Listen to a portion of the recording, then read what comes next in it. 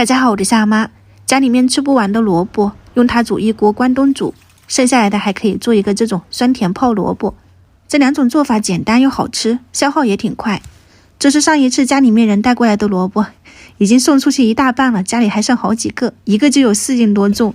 冬天的萝卜水分大，味道也清甜，就是架不住这个数量太多了。我放了一点海带、福袋、魔芋结、鱼丸豆腐，食材随意哈，我只是觉得关东煮里面的白萝卜是最喜欢吃的。蔬菜乌冬面到时候煮好了放进去烫一下就行了。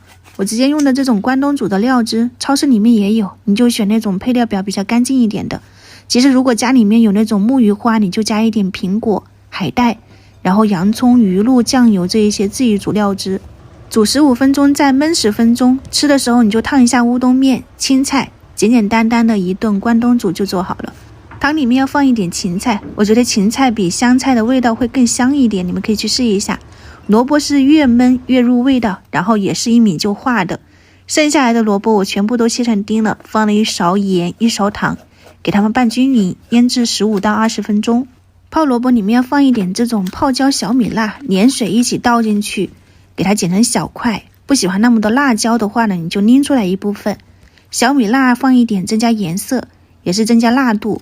然后青椒可放可不放哈，还有一点点的这种姜蒜，不用太多，不然抢味道。然后几颗花椒就可以了，其他的调味基本上就是盐、糖，还有米醋，加入饮用水或者是凉白开，给它们搅拌均匀。盐和白糖完全融化了，你就可以试一下味道了，看一下这种酸甜度够不够，按自己口味去调配一下。我这里的话呢，就是酸度挺够了，我就加了一点凉白开，然后一点白糖。这个汤汁是一定要自己满意了以后，你再去泡萝卜。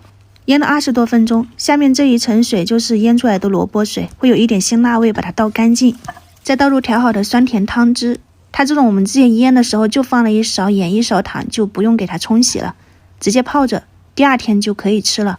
这种酸甜萝卜消耗特别的快，平常早餐可以当小菜，也可以用它来解腻的，就是很提味道，可以泡半个月左右，就不用担心会坏掉哈，酸甜脆口。如果喜欢可以在家里面去试一下。我是夏妈，下次再见。